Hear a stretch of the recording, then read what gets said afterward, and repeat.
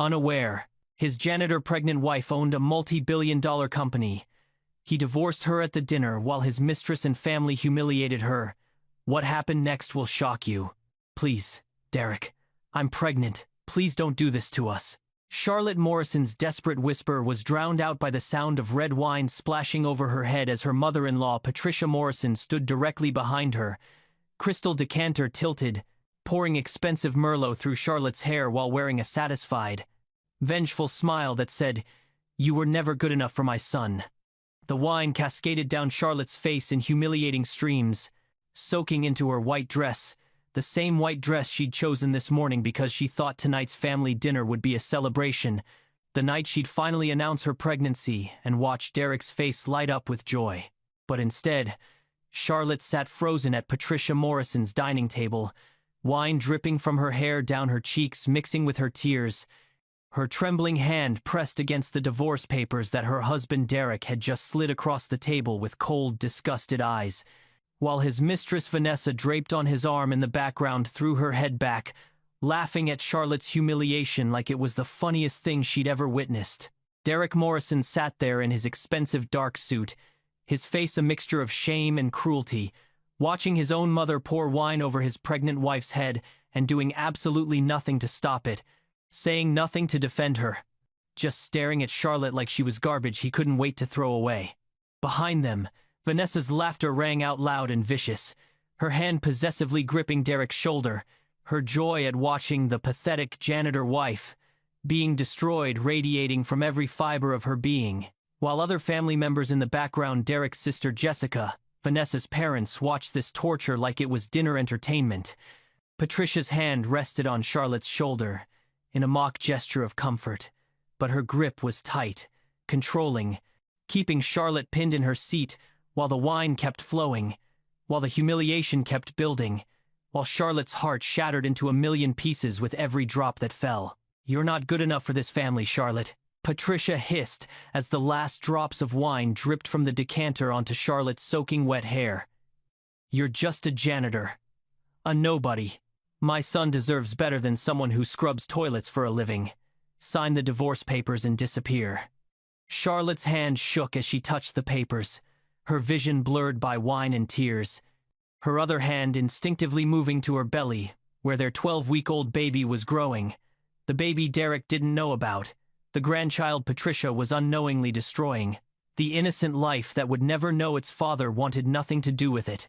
The room spun with cruel laughter, with wine-soaked humiliation, with the feeling of being utterly worthless and alone, and for one devastating moment, Charlotte Morrison, the woman they were treating like trash, actually believed them. She actually believed she was nothing.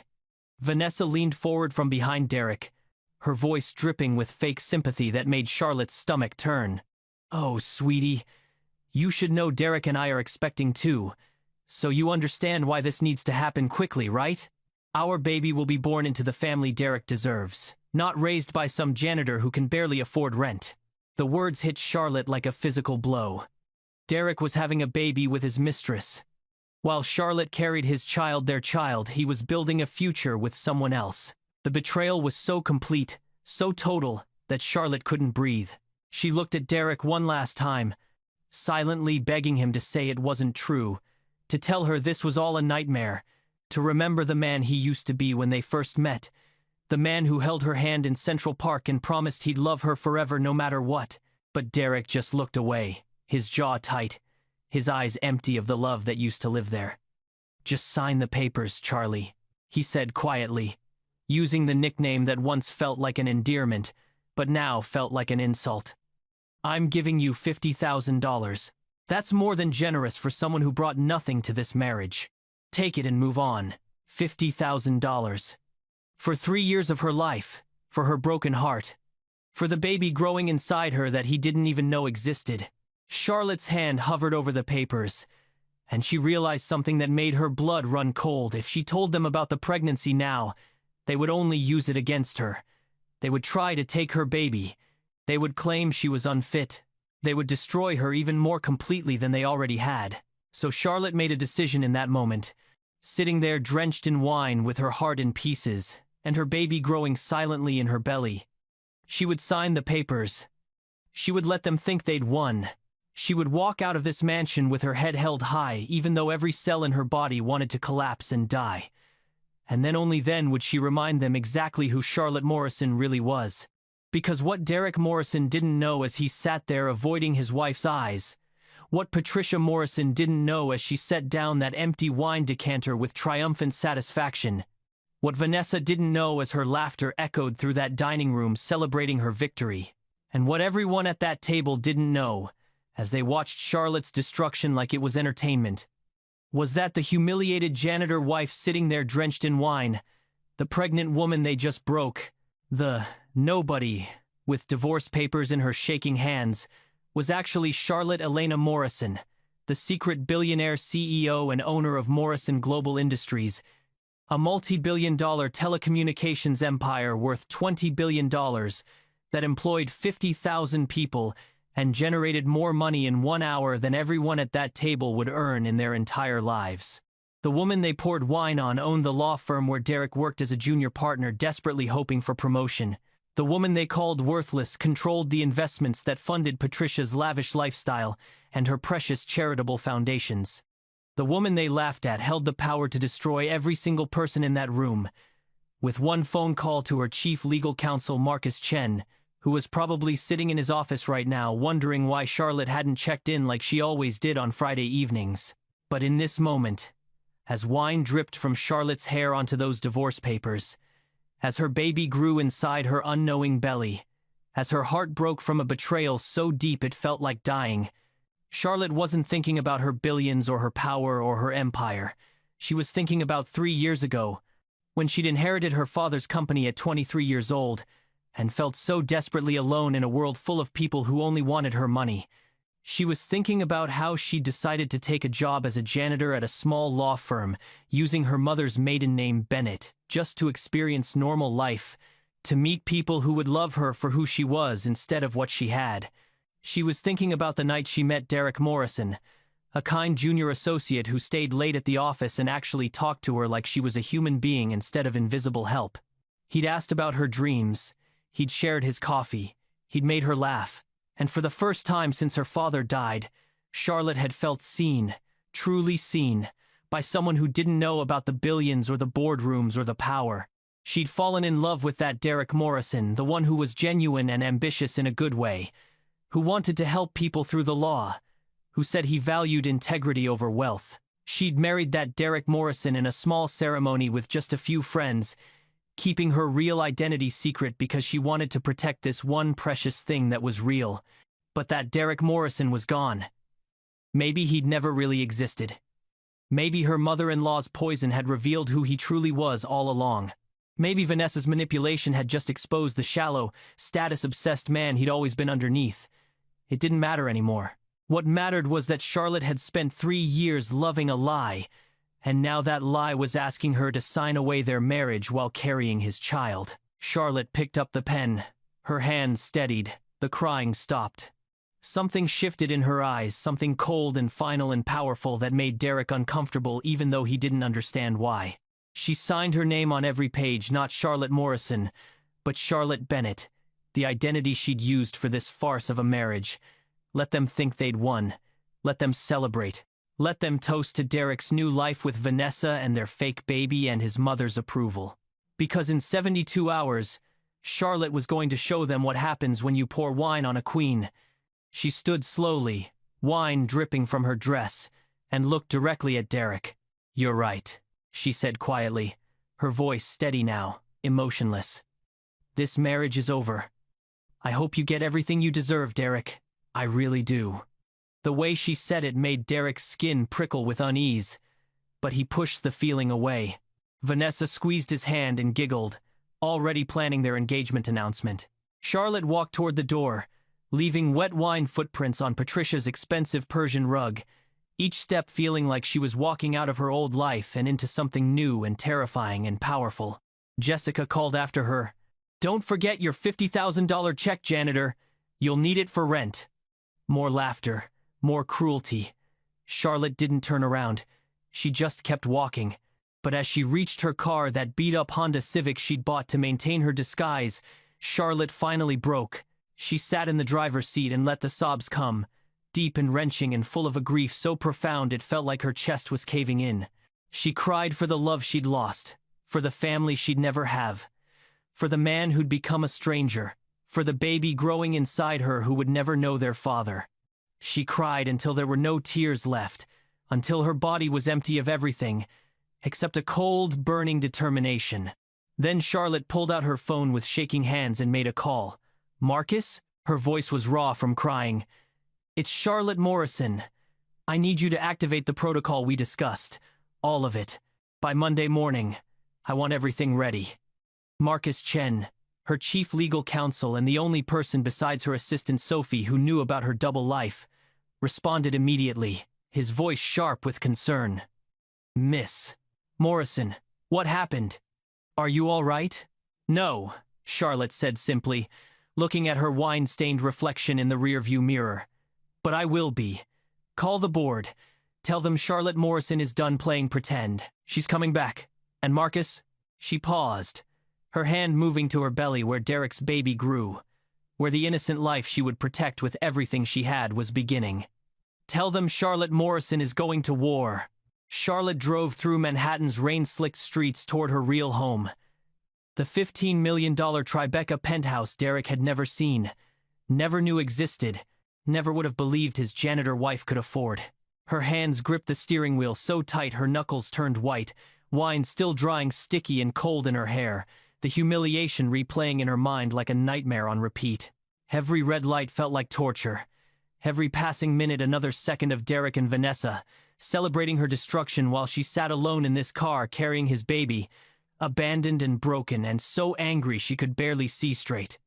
When she finally reached her building, the doorman took one look at her wine-soaked dress and red-rimmed eyes and simply said, "Welcome home, Miss Morrison," with such gentle kindness that Charlotte almost started crying again. The elevator ride to the penthouse felt endless. Charlotte caught her reflection in the mirrored walls, hair matted with wine, mascara streaked down her face, white dress stained burgundy, one hand still protectively covering her pregnant belly, like she could shield her baby from the cruelty of the world through sheer force of will. She looked destroyed. She looked defeated. She looked exactly like what Patricia Morrison wanted her to be, a nobody who'd been put in her place. But when the elevator doors opened into her penthouse, when Charlotte stepped into the soaring space with floor-to-ceiling windows overlooking the city she practically owned, something shifted inside her. This was her world. This was her power. And she was done hiding it. Charlotte stripped off the wine-stained dress and stood under scalding shower water for over an hour, scrubbing away the humiliation, washing out the wine, trying to cleanse herself of Derek's betrayal and Patricia's cruelty and Vanessa's venomous laughter. But no amount of water could wash away what they'd done to her, what they'd done to her baby, what they'd stolen from both of them. When she finally stepped out, wrapped in a silk robe, her phone was buzzing with messages. Marcus Chen had already started mobilizing. Her executive team was standing by. The board wanted an emergency meeting. Her assistant Sophie had cleared Monday's calendar for strategic initiatives. The machinery of Charlotte's empire was waking up, preparing for battle, and it was terrifying and exhilarating all at once. Charlotte stood at her penthouse windows looking out over Manhattan's glittering skyline, one hand on her flat belly where their 12-week-old baby was growing, and she made a promise to that tiny life inside her. "Your father doesn't know you exist yet," she whispered, her breath fogging the glass. "And when he finds out, when he discovers what he threw away, it will be too late. Because I'm going to protect you from people like them. I'm going to show you that dignity matters more than status, that character matters more than wealth, that you never, ever let anyone pour wine over your head and think they've won." Her reflection in the window looked different now, not broken, but hardening, transforming from victim to warrior right before her own eyes. Monday morning arrived like Judgment Day.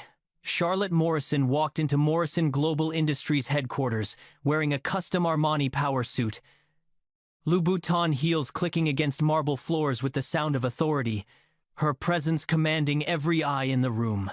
Employees whispered in awe the reclusive billionaire owner had returned. Her assistant Sophie practically ran to keep up. "Miss Morrison, Marcus has everything ready. Your 11 o'clock with Richard Kensington is confirmed. Charlotte paused, her hand moving to her belly where her baby grew hidden beneath the tailored suit.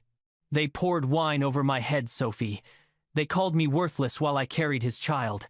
Let's show them what happens when you humiliate a queen.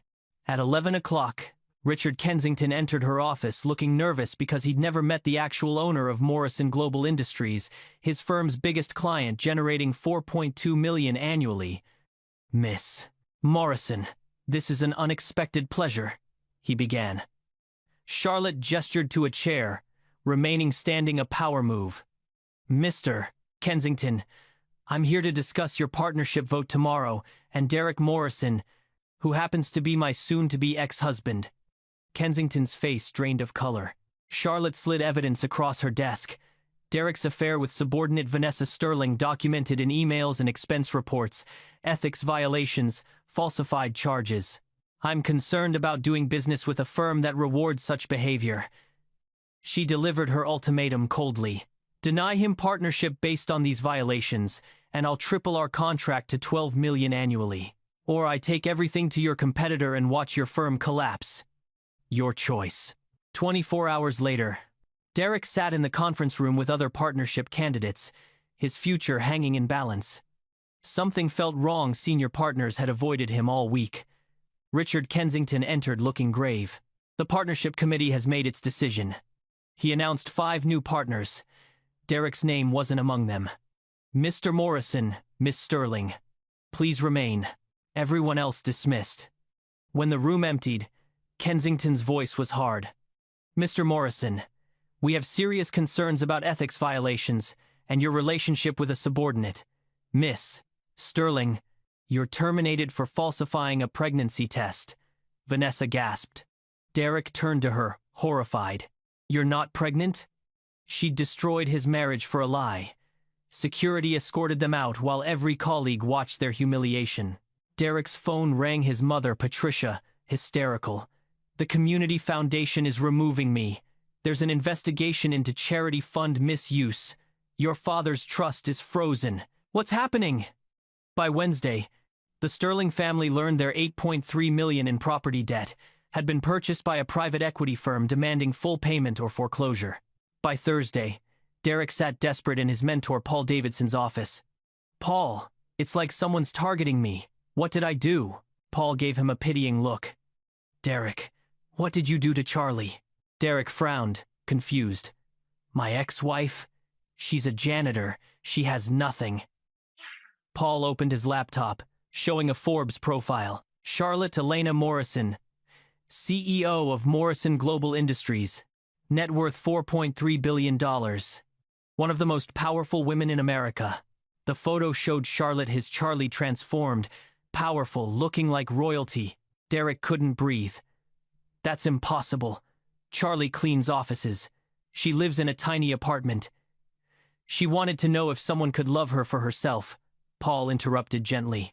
And you failed spectacularly. Derek's reality shattered. The law firm. My mother. The Sterlings. Is she destroying everyone who humiliated her? Yes. She pulled our biggest contract. She owns the firm buying Sterling debt. She sits on the board investigating your mother, Derek. You declared war on a billionaire. And you're losing. Derek's phone rang. Unknown number. Miss Morrison requests a meeting. Tomorrow, 2 p.m., her office. Don't be late. The next afternoon, Derek stood before the MGI tower, feeling microscopic. Security escorted him to a conference room, where Charlotte sat at the head of a marble table in a power suit, looking like a queen. Hello, Derek. Sit. He collapsed into the chair, shaking. Charlie, why did you lie? Charlotte, she corrected sharply. You lost the right to call me Charlie when your mother poured wine over my head. She walked to floor-to-ceiling windows, her silhouette against the skyline untouchable. When I inherited my father's fortune, everyone wanted my money, not me. So I became a janitor to find someone who'd love Charlotte the person. I thought I found that in you, but you proved who you really are.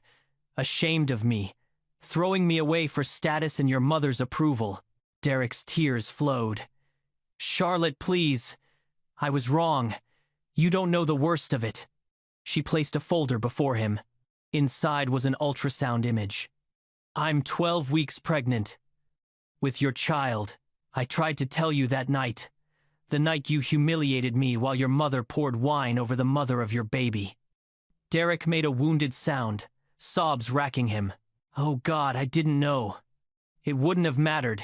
You proved who you are. Her voice was ice. Here's what happens. I'm keeping our baby. You get supervised visitation if you prove worthy. You won't introduce our child to your toxic family. The divorce you wanted, you get it on my terms. Because you committed provable adultery, you get nothing. No alimony, no settlement. Unless everyone who was in that dining room signs a public apology, you have 1 week. 1 week later, they'd all signed Derek, Patricia, Jessica, Vanessa, everyone admitting their cruelty in writing. Charlotte held the document, finger hovering over posts that would destroy them publicly. But she thought of her father's lessons about mercy, about her baby who'd learned grace from her example. She didn't post it. Instead, she called Derek and Patricia to her office. Patricia entered diminished, the cruel woman gone. Thank you for seeing us, she whispered. Charlotte, 7 months pregnant now, spoke firmly. I'm not posting the apology. My father taught me better. Patricia, you'll plead guilty, pay restitution, do community service. I'll keep you from prison. But you'll spend 5 years actually helping people, learning humility. You'll never treat anyone as beneath you again. She turned to Derek. You're becoming a father in 2 months. I won't keep our child from you out of spite, but prove you're worthy. Therapy, self-examination. Become the man I thought you were. Her voice softened slightly. I don't love you anymore, Derek. That died in your mother's dining room, but I'll co-parent if you do the work. She slid another document forward. I'm supporting your law license reinstatement after ethics courses and 500 hours of pro bono work. Real work helping people who need it. Derek looked shocked. Why help me after everything? Charlotte's hand moved to her belly. Because my child deserves a father who's not broken. Because my father believed in second chances. Because I'm choosing to be better than you were to me. That's real power, not destruction but construction. 2 years later, Charlotte stood at the David Morrison Community Center ribbon cutting, her daughter Elena toddling nearby. Derek attending at appropriate distance, having rebuilt himself through genuine change, Patricia volunteering with real humility. As Charlotte spoke about dignity and her father's legacy, she realized the best revenge wasn't destroying them. It was becoming so powerful their opinions became irrelevant. She was Charlotte Morrison, mother, CEO, philanthropist, a woman who'd learned that true love sees you in any costume, and those who don't aren't worth keeping. As she cut the ribbon and Elena clapped, Charlotte knew her father would be proud. Not because she won, but because she chose mercy over cruelty, and that was the most powerful choice of all. We want to hear from you. Where are you watching from? Drop your country or city in the comments. If this story touched your heart, hit that subscribe button and turn on notifications so you never miss another powerful story. Thank you for watching. Remember, true power isn't destroying your enemies. It's becoming so strong their cruelty can't touch who you really are.